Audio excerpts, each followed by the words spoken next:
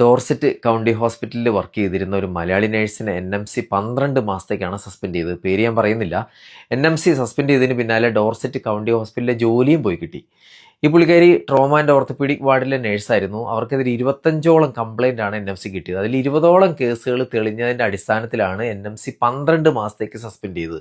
Suspend ചെയ്യാനുള്ള കാരണങ്ങൾ എന്തൊക്കെയാണെന്ന് പറഞ്ഞു കഴിഞ്ഞാൽ, ഒരു കംപ്ലൈൻ്റ് ആണ് സൂപ്പർവൈസ്ഡ് അല്ലാണ്ട് ഒരു ബാൻഡ് 5 എന്നുള്ള ഒരു നേഴ്സിൻ്റെ ജോലിയോ അല്ലെങ്കിൽ സ്കിൽസോ നോളജോ ഒന്നും ഈ നേഴ്സിന് അറിയില്ലെന്നാണ് പറയുന്നത്. പിന്നെ പറഞ്ഞത് പേഷ്യൻറ്റിനെ സേഫായിട്ട് മൂവിങ് ആൻഡ് ഹാൻഡ്ലിങ് ചെയ്യാൻ ഈ നേഴ്സിന് അറിയില്ലെന്നാണ്. അതായത് സ്വന്തമായിട്ട് ഈ നേഴ്സ് ഒരു പേഷ്യൻറ്റിനെ മൊബിലൈസ് ചെയ്യുന്നത് കണ്ടപ്പോൾ സഹായിക്കാൻ വന്ന കൊളീഗിനെ കണ്ടപ്പോൾ ലാംഗ്വേജ് ബാരിയർ കാരണം പറഞ്ഞൊന്നും മനസ്സിലാവാത്തതുകൊണ്ട് പേഷ്യൻറ്റിനെ കൊളീഗിൻ്റെ അടുത്തേക്ക് വിട്ടിട്ട് കമോഡ് എടുക്കാൻ പോയപ്പോൾ കൊളീഗിന് പേഷ്യൻ്റെ വെയിറ്റ് കാരണം ബാക്ക് ഇഞ്ചുറി ഉണ്ടായെന്നാണ് പറയുന്നത്. പിന്നെ പറയുന്നതാണ് പേഷ്യൻ്റെ മൊബിലൈസ് ചെയ്യാൻ എൻകറേജ് ചെയ്യുന്നതിന് പകരം പേഷ്യൻറ്റിനോട് പാടുണ്ട് അതിൽ മൂത്രമൊഴിക്കാൻ പറഞ്ഞെന്നും, പിന്നെ പേഷ്യൻ്റെ നോട്ട്സും കെയർ പ്ലാനും ഒന്നും കൃത്യമായിട്ട് ചെയ്യാറില്ലെന്നും, പേഷ്യൻറ്റിനെ ഒരു വാർഡിൽ നിന്ന് മറ്റൊരു വാർഡിലേക്ക് ട്രാൻസ്ഫർ ചെയ്യാൻ റിഫ്യൂസ് ചെയ്തെന്നൊക്കെയാണ് പറയുന്നത്.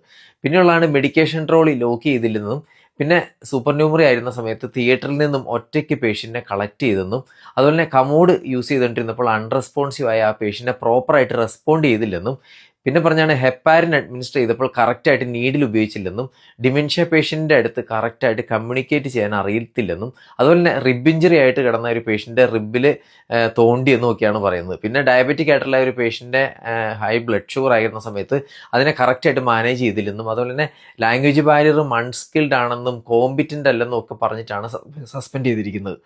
ഈ ഒരു കാര്യങ്ങളൊക്കെ കെയർഫീൽഡ് ജോലി ചെയ്യുന്ന എല്ലാവർക്കും ഒരു പാഠം തന്നെയാണ്. കാരണം പ്രത്യേകിച്ച് ഈ കഴിഞ്ഞ 2-3 വർഷത്തിൽ IELTS OET ഒന്നും ഇല്ലാതെ ഓസ്കിം CBT മാത്രം എഴുതിയിട്ട് നേഴ്സായ ഒരുപാട് പേര് 2-3 വർഷത്തിലുണ്ട്.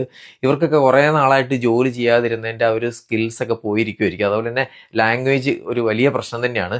അപ്പോൾ ഈ NMC ഈ പിൻ നമ്പർ തന്നിട്ടുണ്ടെങ്കിൽ അതുപോലെ തന്നെ തിരിച്ചെടുക്കാൻ അവർക്ക് പറ്റുന്നതാണ്. അതുകൊണ്ട് തന്നെ എത്രയും പെട്ടെന്ന് അത്യാവശ്യം ആ ഒരു ലാംഗ്വേജ് നിങ്ങൾ പഠിച്ചിരിക്കണം. എന്തായാലും പേഷ്യൻസിൻ്റെ അടുത്ത് നിങ്ങൾ പിടിച്ചു നിൽക്കാനുള്ള ഒരു ലാംഗ്വേജ് എങ്കിലും എങ്ങനെയെങ്കിലും നിങ്ങൾ പഠിക്കുന്നത് നല്ലതായിരിക്കും. അതുപോലെ തന്നെ ആ ഒരു സ്കിൽസ് നിങ്ങൾ എങ്ങനെയെങ്കിലുമൊക്കെ ഒന്ന് ലേൺ ചെയ്യുന്നത് നല്ലതായിരിക്കും. ഇനിയിപ്പം ഈ പറഞ്ഞ പോലെ എന്തെങ്കിലും ട്രെയിനിങ്ങിന് പോയിട്ടാണെങ്കിൽ അങ്ങനെയാണെങ്കിലും നിങ്ങൾ ഈ ഒരു പറഞ്ഞ കാര്യങ്ങളൊക്കെ നേടിയില്ലെങ്കിൽ NMC തന്ന ആ പിൻ നമ്പർ എത്രയും പെട്ടെന്ന് അവർ തിരിച്ചെടുക്കുന്നതായിരിക്കും. അതുപോലെ തന്നെ ഈ പറഞ്ഞ പോലെ തന്നെ സസ്പെൻഷനും കാര്യങ്ങളും അതുപോലെ തന്നെ നാട്ടിലേക്ക് തിരിച്ചു പോകലും പരിപാടികളൊക്കെ വേണ്ടി വരും. അതുകൊണ്ട് നിങ്ങളെല്ലാവരും ഈ ഒരു കാര്യങ്ങളൊക്കെ ഒന്ന് കരുതിയിരിക്കുക.